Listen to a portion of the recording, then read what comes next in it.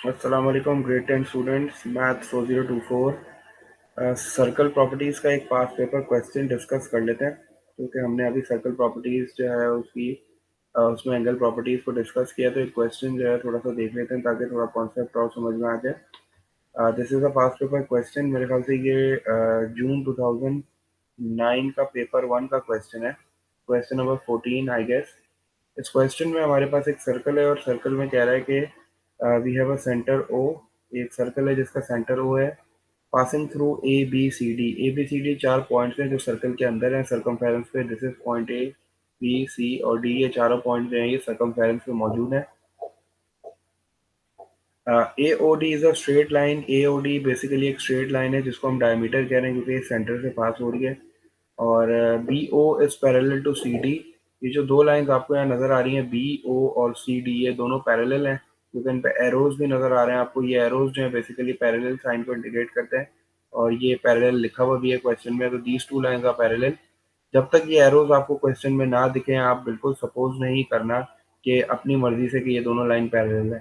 तो ये फिगर में भी दो एरोज बने हुए हैं और ये क्वेश्चन में भी लिखा हुआ है जिससे हमें कंफर्म हो गया है कि these two lines B O and C D both are parallel. और फिर हमें एक एंगल दिया हुआ है सी डी ए जो कि इक्वल्स टू 36 डिग्री है। C D A equals to 36 degree है। क्योंकि दो पैरेलल लाइंस आ गई हैं इसका मतलब है कि यहाँ ट्रांसवर्सल वाला कॉन्सेप्ट यूज होगा। यहाँ कॉरस्पॉन्डिंग एंगल्स या ऑल्टरनेट एंगल्स जो है वो सप्लीमेंट्री एंगल्स, ये सारी चीज़ें जो है वो हम यूज़ करने वाले हैं। चार पार्ट्स है हमारे पास। फर्स्ट पार्ट में वो हमसे कह रहा है कि find the angle B O A, B C A, D C B और ओ बी सी। ये चार पार्ट्स हैं। पहले पार्ट को स्टार्ट करते हैं। पहले पार्ट में कह रहा है बी ओ ए। पहले ये एंगल मार्क कर लेते हैं कि ये एंगल जो है ये कौन से एंगल की बात कर रहा है। Starting from B going to O, B से आ रहा है ओ पे जा रहा है और ए, मतलब मुझे ये वाला एंगल फाइंड करना है फर्स्ट पार्ट में। और इस एंगल को फाइंड आउट करने के लिए सिंस मेरे पास दो पैरेलल लाइंस हैं तो मैंने क्या किया, इस पैरेलल लाइन को एक्सटेंड कर दिया। और जब मैंने इस पैरेलल लाइन को एक्सटेंड किया तो मैंने देखा कि ये एक जी बन रहा है। तो उसका मतलब है कि दिस इज 36, ये भी मेरे पास 36 होगा क्योंकि ऑल्टरनेट एंगल्स है। और अगर ये 36 है तो आपको पता है कि this is a straight line angle. ये पूरी एक स्ट्रेट लाइन है और आपको पता है straight line angle is equal to 180 degree. ये 36 है तो ये वाला जो एंगल होगा that will be equal to 180 minus 36। और 180 माइनस 36 जो है वो मेरे पास हो जाएगा 144। ठीक है, क्योंकि तो ये पैरेलल और जो है वो पैरेलल और सप्लीमेंट्री एंगल वाले कॉन्सेप्ट से मैंने निकाला है। क्योंकि ये देखो जी बन रहा है, ये जब जी बनेगा तो इसका मतलब है ये दोनों ऑल्टरनेट एंगल्स होंगे। Alternate angles are always equal. If this is 36 तो ये वाला भी 36 हो जाएगा।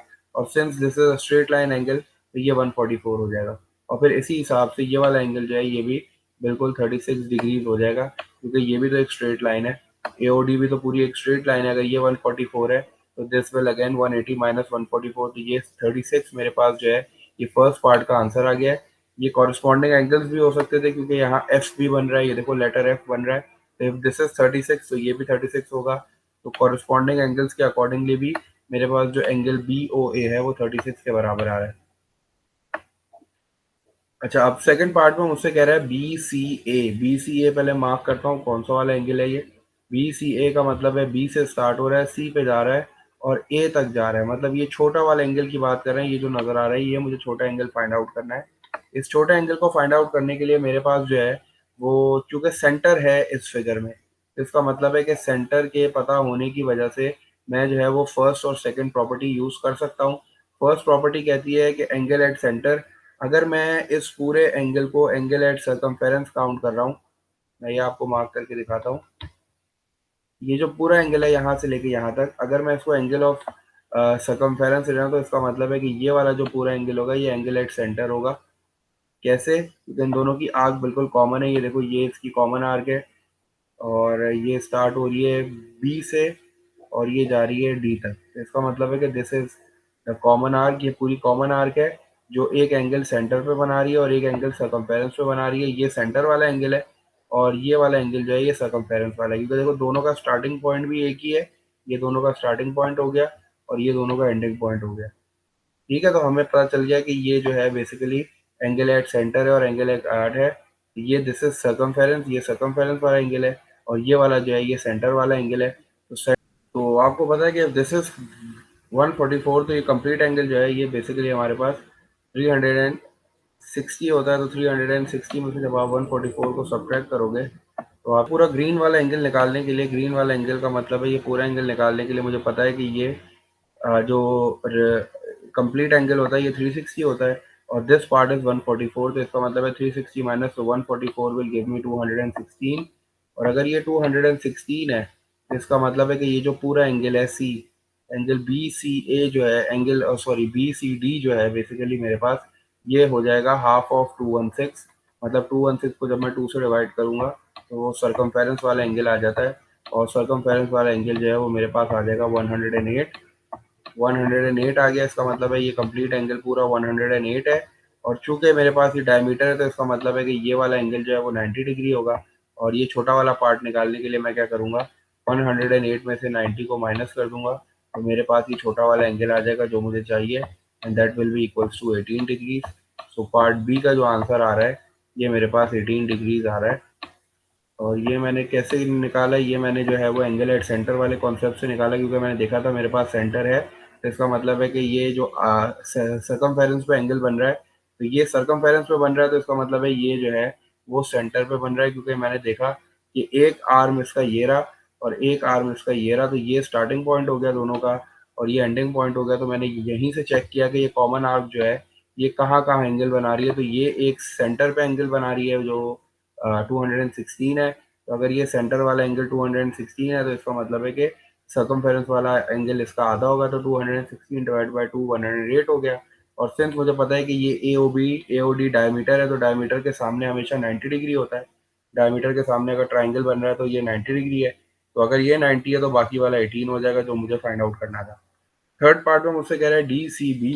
डी सी बी का मतलब है कि डी सी और बी एक जो मैंने अभी फाइंड आउट किया पूरा 108 जो मैंने फाइंड किया बेसिकली वो डी सी बी है। तो मैंने जो है वो पहले ही फाइंड कर लिया था तो मैंने यहाँ लिख दिया 108 is the value of my angle D C B. मतलब डी सी और बी ये जो पूरा ग्रीन वाला एंगल है दैट इज इक्वल टू 108। और अब लास्ट पार्ट में मुझसे कह रहा है O B C. O B C का मतलब मुझे ये वाला एंगल चाहिए।